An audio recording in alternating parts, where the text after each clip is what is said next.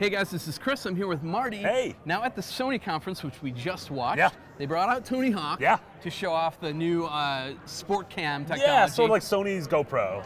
Yeah. We're not going to talk about that right now.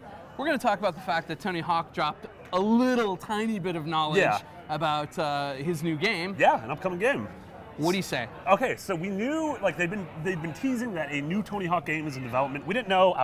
I sort of thought it was going to be a mobile game. So I mean, the last major Tony Hawk game, aside from the HD remake, was that Tony Hawk Ride that had that board, and that was right at the tail end of the sort of plastic thing in your living room. Boom, that bubble already burst, and so I wasn't sure what the game was going to be. But they did confirm. He's like, "Yep, this is a real game. This is for PlayStation." They said just PlayStation. They said PlayStation 4. Oh, they did say PlayStation 4. Okay, so I mean, we can imagine it's not going to be a PS3 game. That's sort of behind us.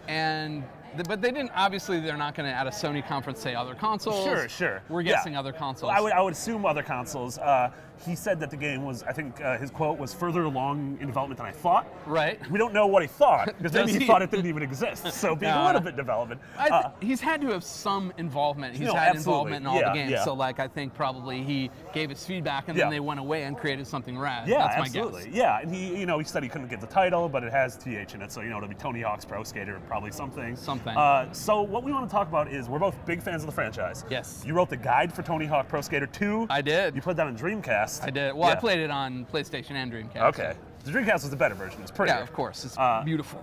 Tony Hawk 3 is one of my favorite games of all time. I remember going home after I got it on my PS2. I'd go home from school every night and I'd beat it with a new character. Yep. I'd eventually get my Darth Maul, my Wolverine. Yeah. I'd be grinding that cruise ship. So good. And so we're both big fans of the franchise. So what do you want to see from this new Tony Hawk game? I want a return to simplicity.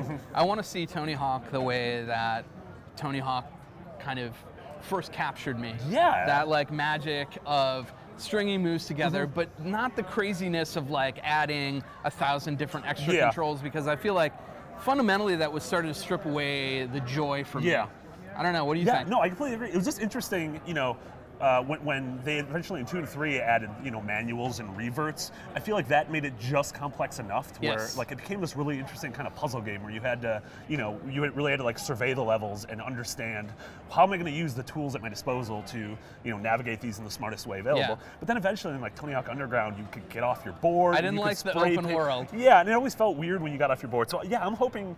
I mean, open world's obviously a huge thing in games right now.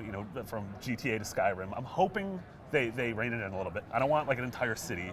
You could split it down the middle. You could say, hey, over here we have challenges. Do it like Toy Story 3, which is a great game. Yeah, it is. You split it down the middle. You say, over here is going to be your open world sandbox game. Over here, we're just going to do challenges and stages. I like that a lot.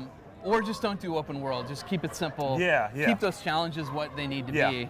I always like the levels too, where like you'd play a level where you'd be like downtown in LA, and if you grind a certain rail, just an earthquake occurs. And, the entire park just gets messed up, and it really changes the foundation of the levels. There's another game around that time called Aggressive Inline. Do you remember that? Yeah. It was like a rollerblading game. Rollerblades. Yeah, the levels were really cool, and they had like you'd be on like a Hollywood film Acclaim, set. I believe. Oh, that Acclaim! You always do it to us. So I think the big thing, both of us, we want a return to form. Yes.